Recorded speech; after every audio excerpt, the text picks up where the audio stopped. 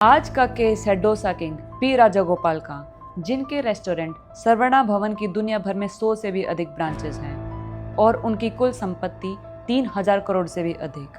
इतना बड़ा साम्राज्य होने के बावजूद पी राजागोपाल की एक अंधविश्वास के चलते ऐसी मति मारी गई कि उन्होंने एक व्यक्ति का मर्डर कर दिया।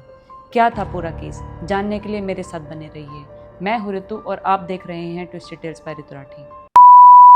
राजागोपाल का जन्म 5 अगस्त 1947 को तमिलनाडु के टूटिकोरिन के छोटे से गांव पुन्याडी में हुआ था। जो राजागोपाल थे वो एक गरीब किसान परिवार से बिलोंग करते थे और उनके पिता प्याज बेचने का काम करते थे। लेकिन राजागोपाल को बचपन से ही चाह थी कुछ बड़ा करने की, अमीर होने की, इसलिए छोटी सी उम्र में ही वो चेन्नई में शिफ्ट हो गए थे और वहां जाके उन्होंने छोटी सी उम्र में कभी टेबल साफ करने का काम किया तो कभी बस में कंडक्टर के रूप में काम किया। कुछ साल बाद जब राजागोपाल की सेविंग हो गई तो उन्होंने 1968 में 21 साल की उम्र में चेन्नई में एक किराना स्टोर खोला, जिसका नाम उन्होंने रखा मुर्गन स्टोर, क्योंकि वो मुर्गन भगवान की पूजा करते थे। जो राजागोपाल थे वो अपना काम अच्छी नीयत और पूरी ईमानदारी के साथ करते थे, इसीलिए वो सोचते थे कि वो जल्दी अमीर भी हो जाएंगे, क्योंकि जिस ईमानदारी के साथ वो काम करते थे उनका अमीर होना निश्चित भी था।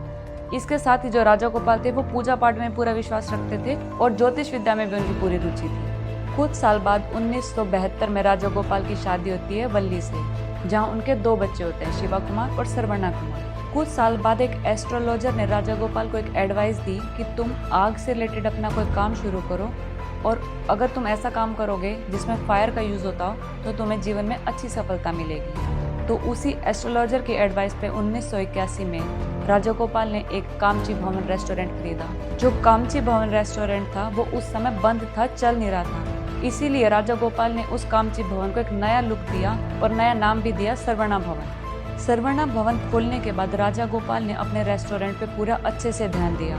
उसकी जो साफ सफाई थी उस पर ध्यान दिया, कैसे कम पैसों में अच्छा खाना दिया जाए, सारा ध्यान दिया राजागोपाल ने।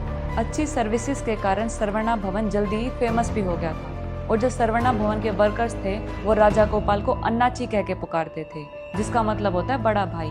और राजागोपाल भी अपने वर्कर्स का अपने परिवार की तरह ध्यान रखता था, बड़े भाई की तरह ही ध्यान रखता था। सरवणा भवन अपनी क्वालिटी और सर्विसेज के कारण इतना फेमस हो गया था कि 1990 तक इस रेस्टोरेंट की 20 से भी ज्यादा ब्रांचेस खुल गई थी सिर्फ चेन्नई में।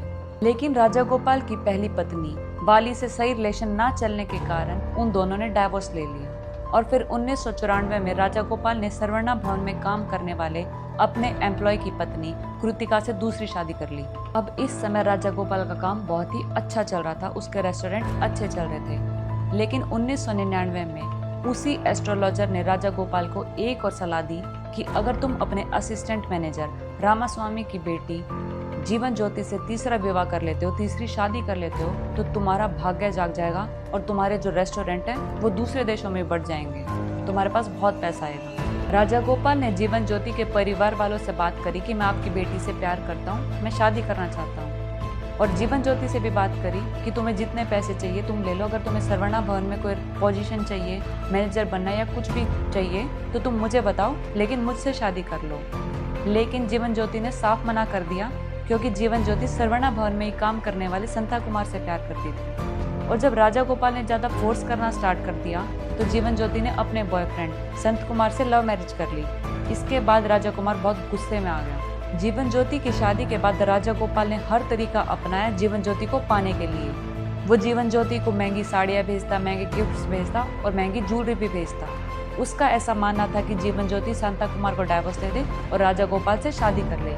लेकिन जब जीवन ज्योति नहीं मानी तो राजागोपाल ने जीवन ज्योति और उसके पति को तंग करना स्टार्ट कर दिया और जान से मारने की धमकियां भी देने लगा। 1 अक्टूबर 2001 को लगातार धमकियों से परेशान होने के बाद जीवन ज्योति और उसके पति ने पुलिस में कंप्लेंट दर्ज कराई राजागोपाल और उसके और आदमियों के खिलाफ। लेकिन राजागोपाल का नाम इतना मशहूर था, वो इतना बड़ा आदमी था कि पुलिस ने कोई कार्रवाई नहीं करी। अब दिन आया 24 अक्टूबर 2001 का। जीवन ज्योति और शांता कुमार कोडाई के जंगल के पास से गुजर रहे थे, तब राजागोपाल और उसके मैनेजर डैनियल समेत 7 और लोगों ने शांता कुमार को अगवा कर लिया और जीवन ज्योति को वेलाचेरी के एक घर में बंधक बना के रख लिया। जैसे तैसे करके जीवन ज्योति वहां से भागती है और पुलिस स्टेशन पहुंचती है और राजागोपाल के खिलाफ केस दर्ज करवाती है। लेकिन पुलिस को राजागोपाल के खिलाफ कोई सबूत ही नहीं मिला, तो इसलिए पुलिस ने कुछ सख्त कार्रवाई नहीं करी। इसी बीच 31 अक्टूबर 2001 को फॉरेस्ट गार्ड को कोडाई के जंगल में से एक डेड बॉडी मिलती है और वो डेड बॉडी थी सांता कुमार की। और पोस्टमार्टम रिपोर्ट से पता चला कि सांता कुमार की गला घोंटकर हत्या की गई है। इतना सब होने के बावजूद भी पुलिस ने राजा गोपाल के खिलाफ कोई कार्रवाई नहीं करी। लेकिन जब पब्लिक में राजा गोपाल का नाम आने लगा तो 23 नवंबर 2001 को राजा गोपाल ने खुद ही पुलिस के सामने सरेंडर कर दिया। साल 2002 में राजा गोपाल के खिलाफ चार्जशीट दर्ज की गई और इस केस के ट्रायल स्टार्ट हुए साल 2003 में। इसके बाद साल 2004 में चेन्नई के डिस्ट्रिक्ट कोर्ट ने राजा गोपाल समेत 8 और लोगों को दोषी ठहराया और राजा गोपाल को 10 साल की सजा सुनाई गई और साथ ही 50 लाख का जुर्माना भी लगाया गया। राजा गोपाल को सजा इतनी कम इसलिए मिली क्योंकि चेन्नई डिस्ट्रिक्ट कोर्ट का ऐसा मानना था कि वो सिर्फ सांता कुमार को अगवा करना चाहते थे, मर्डर नहीं करना चाहते थे। इस बीच राजा गोपाल ने जीवन ज्योति से भी कांटेक्ट किया कि तुम कंप्लेंट वापस ले लो, मैं तुम्हें 6 लाख रुपए दे दूंगा और तुम्हारी कॉलेज की फीस भी भर दूंगा और सरवणा भवन में तुम्हें मैनेजर की पोस्ट पे भी लगा दूंगा। लेकिन जीवन ज्योति नहीं मानी क्योंकि वो राजा गोपाल को सजा दिलवाना चाहती थी। इसीलिए उसने 2009 में चेन्नई हाई कोर्ट का दरवाजा खटखटाया और कोर्ट को बताया कि राजा गोपाल ने पहले भी धमकी दे रखी थी मारने की और ये कोई एक्सीडेंट नहीं है, राजा गोपाल ने इंटेंशनली उसके पति को मारा है। इसीलिए 2009 में चेन्नई हाई कोर्ट ने 10 साल की सजा को बढ़ा के उम्र कैद की सजा कर दी। लेकिन राजा गोपाल कभी जेल गया ही नहीं था। हेल्थ इश्यू के कारण हमेशा वो बेल पे ही रहा था और इसी बीच राजा गोपाल ने सुप्रीम कोर्ट का दरवाजा खटखटाया कि उसकी जो उम्र कैद की सजा है उसको कम कर दी जाए। लेकिन 2019 में सुप्रीम कोर्ट ने भी उम्र कैद की सजा बरकरार ही रखी और कोर्ट ने राजा गोपाल को 7 जुलाई 2019 तक अंतिम आदेश दिए कि तुम्हें इस तारीख तक सरेंडर कर देना है। राजा गोपाल ने मेडिकल इमरजेंसी के बेस पे एक्सटेंशन की मांग करी लेकिन सुप्रीम कोर्ट ने उसे डिनाई कर दिया।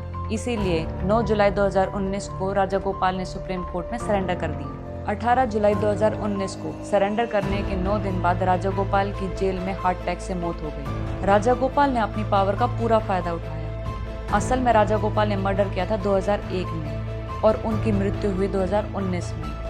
इस बीच वो सिर्फ 9 दिन ही जेल में रहे और 15 साल बेल पे। अगर आपको ये केस अच्छा लगा हो तो इसको लाइक, शेयर और कमेंट करना ना भूलें और ऐसे और केसेस और स्टोरीज को सुनने के लिए मेरे चैनल को सब्सक्राइब जरूर करें।